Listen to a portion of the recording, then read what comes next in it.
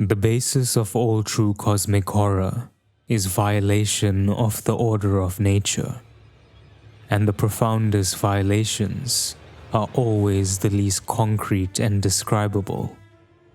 Howard Phillips Lovecraft. Cosmic horror is perhaps one of the most difficult and complex subgenres of horror to execute, but when done correctly, it is able to induce an uncomfortably specific type of primal fear that is simply not reproducible through any other type of horror. Cosmic horror, also known as Lovecraftian or Eldritch horror, is a subgenre of horror created by H.P. Lovecraft, an American writer who is often regarded as one of the most influential figures in the horror industry. Lovecraft was best known for his work surrounding the Cthulhu mythos, which explored a variety of deeply unsettling and existential themes. But all these themes can be traced back to the philosophical concept of cosmicism. Cosmicism was a term used by Lovecraft to describe the insignificance of humanity in the greater scheme of the universe. It is often compared to existentialism and nihilism, but differentiates itself from the former two concepts by proposing the thought that as humans, pondering whether life has a meaning or purpose is redundant, for we are absolutely powerless to change anything dictated by the vast overwhelming power of the cosmos. Countless creative works have tried to integrate this concept of cosmicism into their worlds and narratives, but most ultimately ended up falling short or missing the mark completely. So within the sea of mediocre adaptations, it begs the question, is there anything that truly embodies the idea of cosmic horror?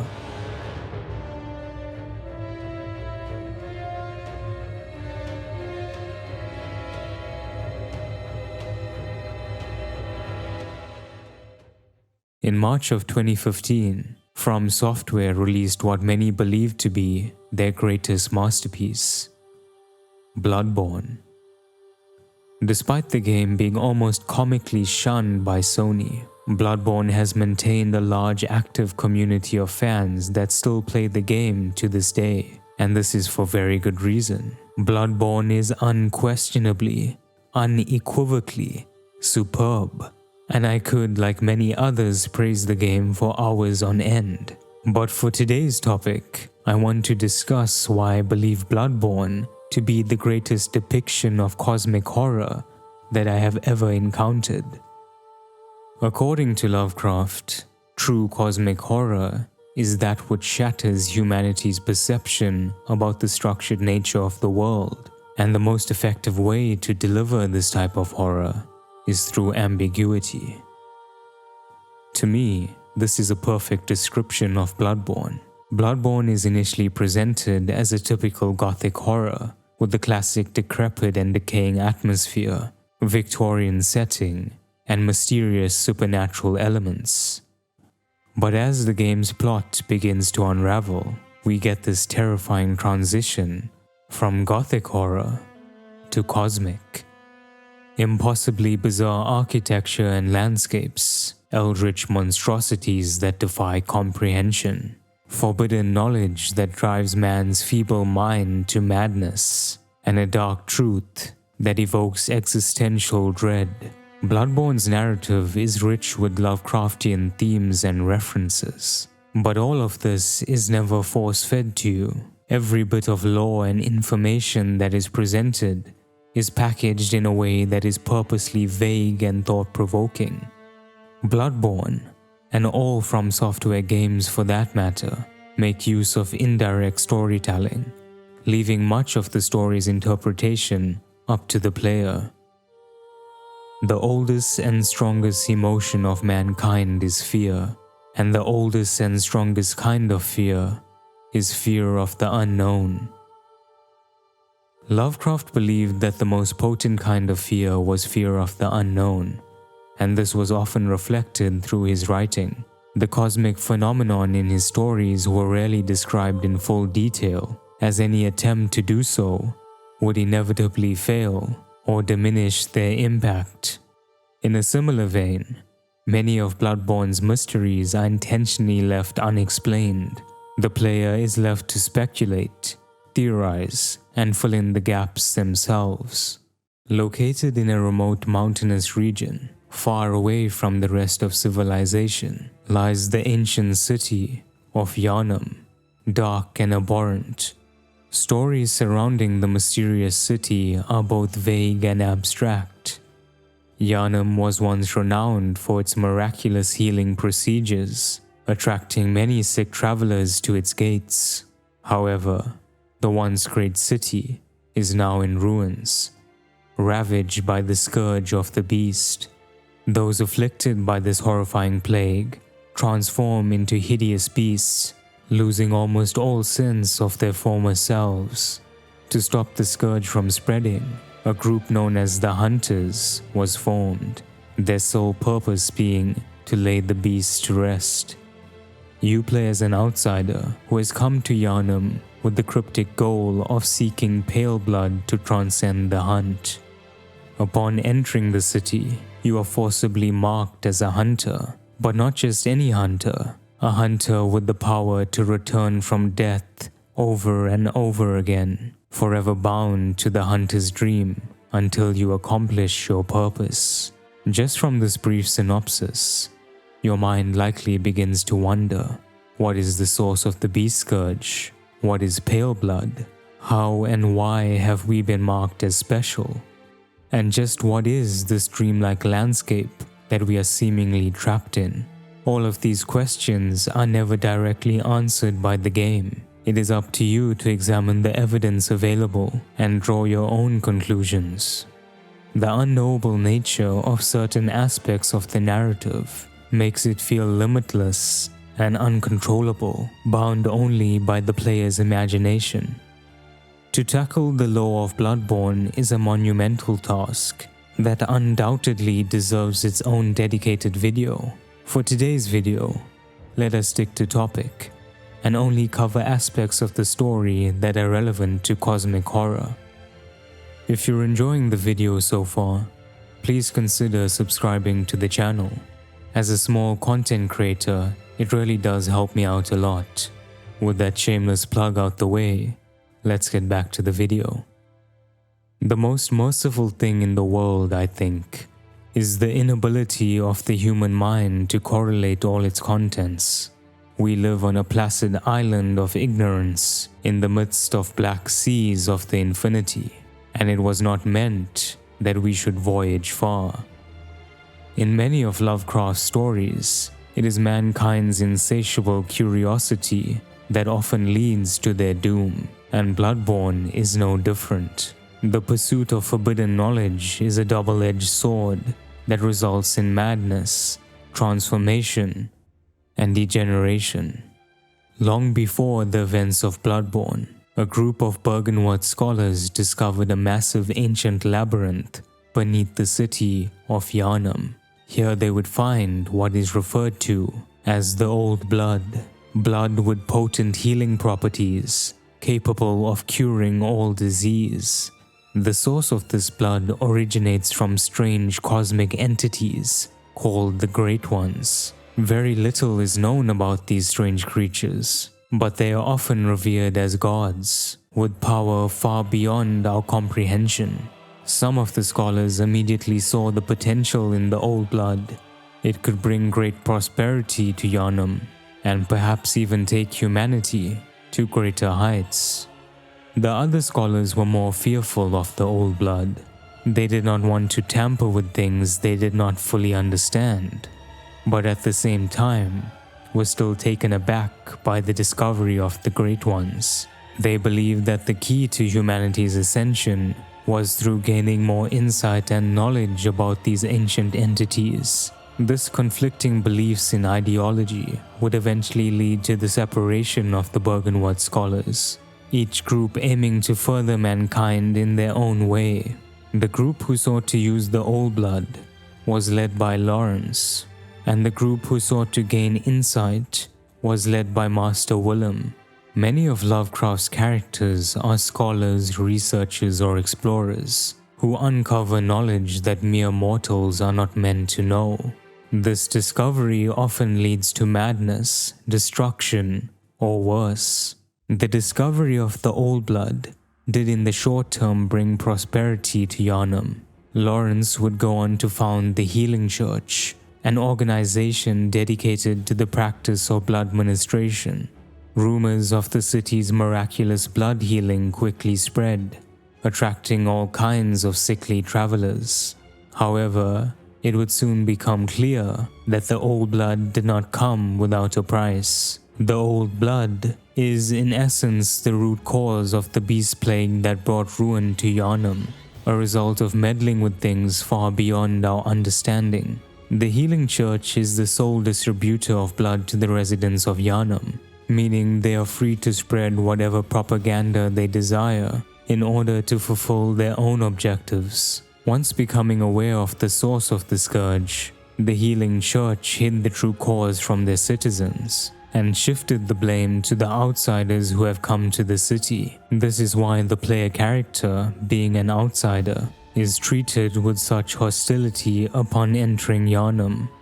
The church wished to continue their experiments with the Old Blood, but at the same time needed a way to cull the beasts roaming the streets. This led to the formation of the Hunters. But to slay those infected with the scourge is not an easy task. The Hunters themselves must partake in the Old Blood in order to bolster their strength and heal their wounds. They too eventually succumb to the plague, requiring hunters of hunters to lay them to rest. It is a never-ending cycle that only facilitates death and destruction. The scholars who rejected the Old Blood were right to fear its mysterious power. However, their ideology of ascension through insight is also not without danger. Lovecraft's stories often serve as cautionary tales, warning the reader against the pursuit of forbidden knowledge. The human mind is fragile and is incapable of grasping the Eldritch truth. If one continues to pursue such knowledge, it will certainly be their undoing. In Bloodborne, many of those who attempt to gain insight into the true nature of the world are driven mad. Their skulls are metaphorically and literally split open by the immense weight of the vast alien truth. Bloodborne has also masterfully weaved the concept of forbidden knowledge directly into the game's mechanics. As you explore the horrifying city of Yharnam, your character begins gaining insight. The more areas you discover, and the more bosses you encounter, the more insight you gain. The amount of insight gained is tied to the cosmic nature of the discovery and how reality-defying it is. As your character becomes more privy to the true nature of things, your perception of the world around you begins to change. Porcelain dolls coming to life, mad spirits of the dead hunting you down, gigantic spider-like entities hanging from buildings, and echoes of a crying infant following you throughout Yharnam. All the aforementioned things are already present in the world. However, they remain hidden to those who lack the insight to see through the illusion. Rom, the vacuous spider, a former human bestowed power from a great one, casts an illusionary veil around the city of Yharnam, preventing anyone who lacks insight to see the true cosmic nature of the things around them. Once Rom is slain, the veil is lifted, and dimensions begin to collide. The breaking of Rom's illusionary barrier marks the final transition of Bloodborne's narrative from gothic horror to cosmic. But even before defeating Rom or obtaining enough insight, the astute among you may have noticed that not everything is as it seems. Outside the cathedral ward, players may have had the strange experience of being seemingly levitated into the air and dying inexplicably.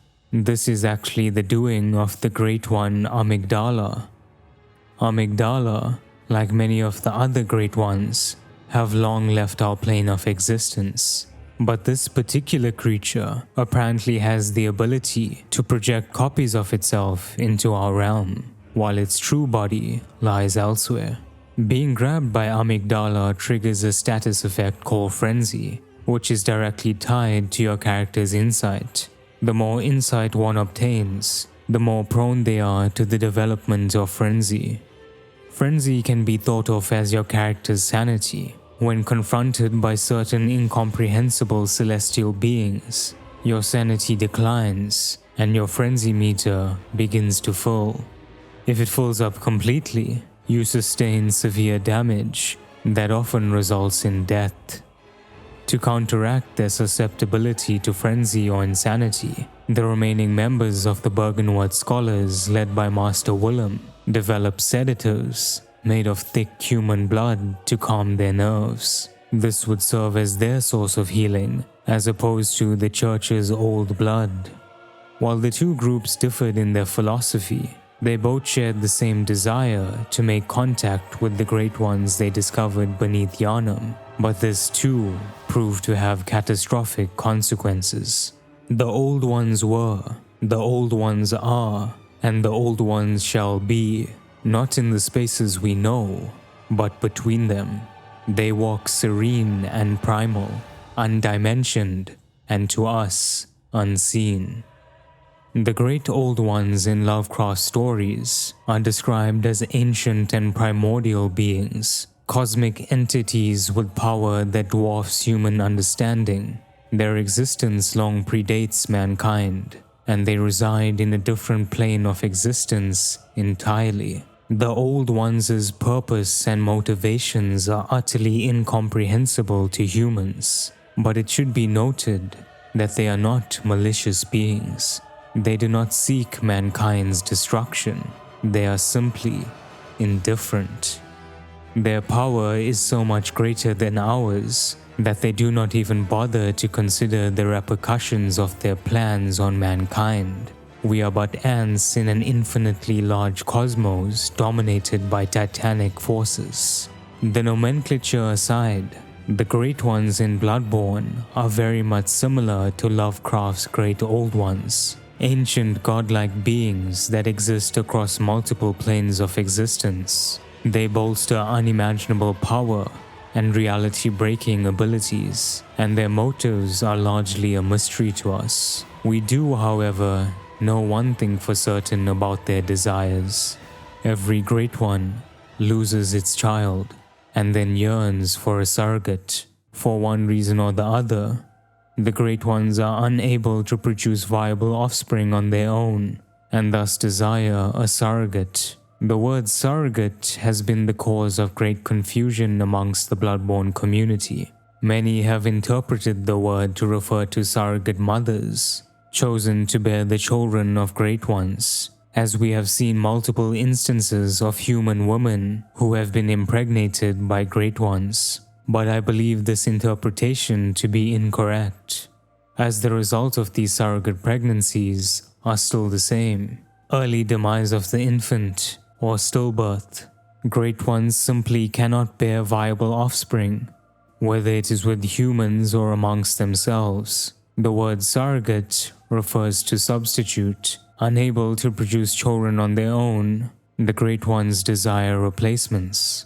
The inability to procreate is one of Bloodborne's Great Ones' key defining features, and marks the first major difference to Lovecraft's Old Ones. It should be noted that although Lovecraft's Great Old Ones are capable of reproducing, their offspring are considered as inferior and not on the level of an Old One. This could be because the only cases of Old Ones procreating are with mortals and not other Old Ones, thus creating hybrid offspring. The topic of whether Great Old Ones can reproduce asexually or with one another has not been explored in Lovecraft stories to my knowledge. The only instance hinting at such was through one of Lovecraft's letters to his friend, James F. Morton, where he outlined a possible ancestral lineage for the Great Old Ones. However, I am very much of the opinion that this letter was written in jest, given that Lovecraft included both himself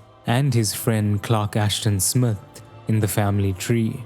In any case, reproduction does not seem to be a primary concern of Lovecraft's Old Ones, which is starkly contrasted by Bloodborne's Great Ones. Once mankind became aware of the Great One's desire for surrogates, they attempted to beckon them with the appropriate offerings. But to seek an audience with the Great One, you must be prepared to leave behind our plane of existence. For almost all of the known Great Ones have left our dimension. They now reside in these dreamlike landscapes, or rather nightmares, that exist in a completely separate reality than ours. The concept of dreamlands was central to Lovecraft's series, The Dream Cycle. It offered a more fantastical alternative to his usual settings, providing an opportunity to escape the cruel reality of the waking world. While the dreamlands are still terrifying and alien, they allowed for more agency and freedom compared to his usual stories. Bloodborne takes a slightly different approach to dreamlands.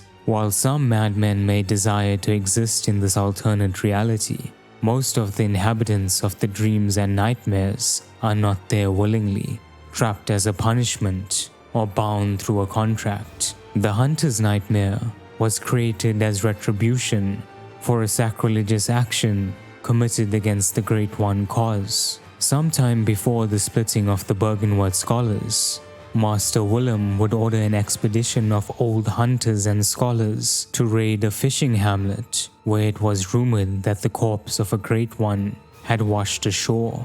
Here they would commit unspeakable atrocities. The villagers, whose physiology had morphed due to the influence of a Great One, had their skulls split open and searched for eyes. After discovering evidence of the Great Ones beneath Yharnam, Willem grew a strange obsession with the eyes. He believed that to transcend the limits of human intellect, we must line our brain with the eyes. After massacring and mutilating the villagers of the fishing hamlet, the scholars and the old hunters would make their way to the pregnant corpse of Kos. There they would rip her unborn child from the Great One's womb, taking it away for their own twisted experiments. While Kos may have perished in our plane of existence, Great Ones are multidimensional beings, thus they never truly die. As penance for the vile acts the old hunters and scholars committed, Kos condemned them to a never-ending nightmare, the Hunter's Nightmare. Dreamlands in Bloodborne further differ from Lovecraft's version in that they exist as separate locations, layered on top of each other, rather than one large interconnected area.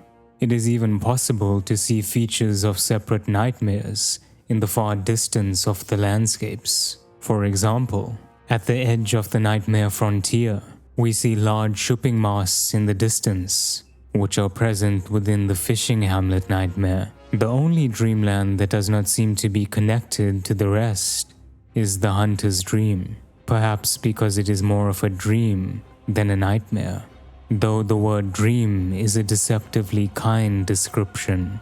Long ago, German, the first hunter, along with Lawrence, the first vicar, for unknown reasons, beckoned the Moon Presence, a terrifyingly powerful Great One. Following their encounter, German was taken as the Moon Presence's surrogate, forever binding him to the Hunter's Dream. Here he remains as a guide to future-marked hunters, forced to facilitate the bidding of a Great One. Why the Great Ones desire surrogates, or what purpose the surrogates serve, remain largely a mystery. Nevertheless, the single yearning for surrogates makes them much more cognizant of mankind than one would expect from a typical Lovecraftian Old One. Although outside of their desire for a surrogate, they are for the most part indifferent to humanity and their struggles. The biggest departure Bloodborne takes from traditional Lovecraftian lore is through the possibility of ascension. Lovecraft's universe primarily operates on the principle that humanity's fate is sealed, with no possibility of resistance against cosmic entities or their influence. This is not exactly the case in Bloodborne, with one ending of the game presenting a possibility of transcending the hunt and escaping the influence of a Great One. Now, there is no official canonical ending to the game, with the other two endings presenting much more bleak and dreadful scenarios, very much in line with Lovecraft's idea of fatalism. But the secret ending, where the player character transcends the hunt and ascends into an infant Great One, seems to be more thematically aligned with the game's events, a culmination of what the Bergenworth scholars and the Healing Church was striving for. Throughout the course of Bloodborne, we encounter various experiential creatures who were created by humans in an attempt to reach the power of the Great Ones. After encountering Cause, the Healing Church thought the Great Ones to be linked to the ocean, and thus began their experiments. They had their subjects imbibe copious amounts of water that was likely tainted by the parasites found within Cause's body. This practice congealed the subjects' brain fluid, driving many of them mad in the process. Their heads expanded, their bodies shriveled, and their flesh developed this otherworldly blue tinge. Some who managed to survive the grueling transformation eventually developed the power to call upon the cosmos. However, they were still a far cry from reaching the status of a Great One. Imperfect, vacuous, limited, for all intents and purposes, they were living failures.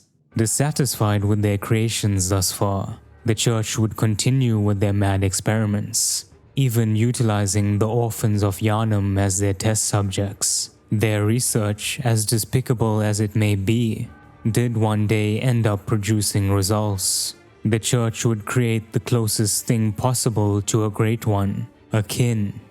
Kin are a category of creatures that were once human, but managed to successfully harness the power of the Great Ones. They are still, however, lesser beings, bound to a single plane of existence. The two most notable instances of kin are the celestial emissary created through the Church's experiments, and the vacuous spider, Rom. Rom is a bit different from the celestial emissary, as she ascended not by the hands of man, but through the blessing of a Great One. It is said that Cause facilitated Rom's ascension by granting her eyes. It is never explained why or how this was done, but the idea alone is fascinating. It means that Great Ones, or some of them at least, are open to the idea of helping humanity transcend their limits. Rom, even more so than the Church's celestial emissary, was the closest humanity came to reaching the Great Ones. That is, until childhood's beginning. By consuming the umbilical cords of 3 infant Great Ones, the player hunter is able to gain enough power and insight to resist the cosmic influence of the moon presence, defeating it and absorbing its blood echoes in the process, after which the hunter sheds their mortal shell, becoming the first human to ascend into a true Great One. This ending is obviously very open-ended, as we have no idea whether this ascension will be for humanity's benefit or not. We lack the ability to understand how Great Ones think and operate, and there is no telling if our character attains any form of semblance of self. It is entirely possible that this ascension will not bring about any significant change and turn out to be a fruitless endeavor. The fact is that we simply do not have enough information or understanding to make that call. But that's part of the beauty of Bloodborne, and Lovecraftian horror in general. You are left wondering, desperately trying to make sense of things, all the while knowing you will never truly find the answer. It's terrifying, it's overwhelming, and it lingers in your mind long after the story ends, which is exactly the effect cosmic horror is supposed to induce. Thank you very much for watching. If you enjoyed the video, please consider subscribing to the channel and becoming a patron. It's the best way to support me as a small content creator. A huge shout out to all my current patrons. If you would like to see more Bloodborne content from me, let me know by liking the video and leaving a comment. Thanks again for watching. And until next time, farewell, good hunter. May you find your worth in the waking world.